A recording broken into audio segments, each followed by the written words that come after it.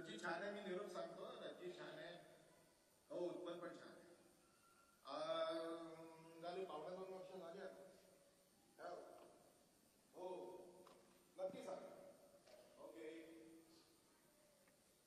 हो हो हो नक्की. अच्छा आणि हॅलो, मग आमच्या रज्जीचं लग्न ठरल्यानंतर 2 वर्षापूर्वी माझं जे काही सगळं विस्कटलं होतं, काय जे चाललं होतं माझ्या वागणुकीचं, आता काय होतं ते तुम्हालाही आता कळेल. हा बरोबर गेलं. ठीक आहे, थँक्यू फॉर कॉल. थँक्यू.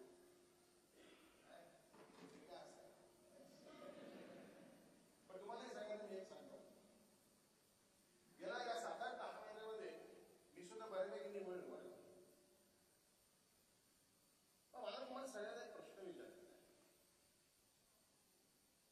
की या नाट्यामध्ये माझ्या पोरीचं लग्न ठरल्यानंतर माझा एकूणच जो काही सगळा आक्रस्ताळेपणा सुरू झालेला तुम्ही सगळ्यांनी पाहिला, तो तुम्हाला सगळ्यांना सुद्धा एवढा वावगा वाटतो.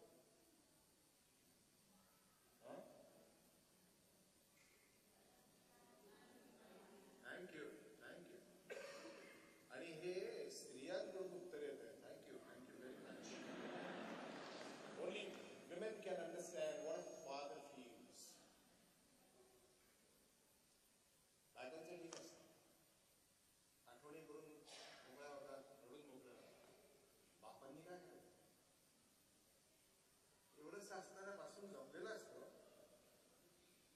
माझी रज्जी अशी कधी साधी सर्दी खोकल्याने आजारी झाली तरी रात्र मी जागायचो. सवरीलाही थोडे त्रास द्यायला. त्या माझ्या पोरीला माझ्यापासून असं कायमचं दूर जाताना असं नुसतं बघत तू उभं राहायचं आणि स्वतःच्या मनाला मग समजावत राहायचं, पटवत राहायचं की बाबा यापुढे तू आता तुझ्या पोरीचं लग्न लावून दिलेलं आहे, त्यामुळे तिची समजूत काढण्याचा, तिच्यावर रागवण्याचा, घुसण्याचा, तिच्यावर विरोध करण्याचा कुठलाही हक्क तुला आता उरलेला नाही. सगळे हक्क एका रात्री त्या जावई नावाच्या प्राण्याला बहाल केले गेले. अरे वा रे वा रे वा. तुम्हाला सगळ्यांकडे एक सांगतो, मुलींचे जे बाप आहेत त्यांना आणि जे होऊ घातले त्यांना सुद्धा, मुलीचा बाप होण्यासारखं जसं जगातलं कुठलंही सुख नाही, तसंच तिला आपल्यापासून असं कायमचं दूर जाताना बघत राहण्यासारखं दुसरं दुःख आहे. खूप त्रास आहे, खूप त्रास आहे. आमची सुविधी पत्नी अजूनमधून आम्हाला टोमणे मारत असते. लाखो ते जावई मिळाले हो, जेव्हा जेव्हा येतो तेव्हा काहीतरी आमच्या आधी तोटा घेऊन येतो, रिकाम्या हाताने येत नाही. अरे न आणून सांगतोस तुम्हाला बेट्या, माझी सगळ्यात जवळची लाटकी वस्तू तू कायमची पळवून निघेल.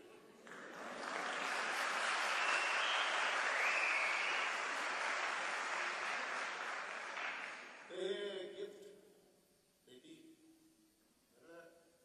गिफ्ट फिलिंग आहे, गिफ्ट फिलिंग. पण ह्या पठ्याने माझ्या जावयाने अगदी अलीकडे मला एक भेट दिलेली आहे. ती भेट ऐकल्यानंतर मात्र त्याच्या माझ्यातले जे काही वादविवाद, रागावणं, जे काही होतं, समज गैरसमज सगळ्याचा पाक निघायला लागला आणि मी सुद्धा तो आनंदाने लावून घेतला. माझी पोर जीव त्या 8 मिनिटाची गरज आहे. ऐकली झकास वेळ गेल्या 8 महिन्यामध्ये माझंही माझ्याशी आता खूप युद्ध सुरू होतं. आणि या युद्धाच्या शेवटी मला एक पत्ता आला की माझ्यामध्ये माझ्या पोरीमध्ये एक साम्य आहे. बरं का बोलतो सर, माझ्यामध्ये माझ्या पोरीमध्ये एक साम्य आहे. ते साम्य असं की हटवाटीपणा आपण म्हणतो तेच खरं करण्याची वृत्ती, दुसऱ्याचा अंग ऐकण्याची वृत्ती वगैरे वगैरे. मला गंमत सांगतो, माझ्या जावयामध्ये माझ्या बायकोमध्ये एक साम्य आहे. तो समजूतदारपणा, शांतपणा, दुसऱ्याला समजावून घेण्याची वृत्ती. 25 वर्ष झाली, 26 माझं माझ्या बायकोचं लग्न छान टिकलं रंगलं. मी विचार करतो या दोघांचं का लागणार नाही, का टिकणार. फक्त आता तुम्हाला सगळ्यांच्या साक्षीने एक इच्छा व्यक्त करतो, या पठ्ठ्याला सुद्धा, उत्पन्नाला सुद्धा पोरगी स्वामी म्हणजे होईल भेटतात.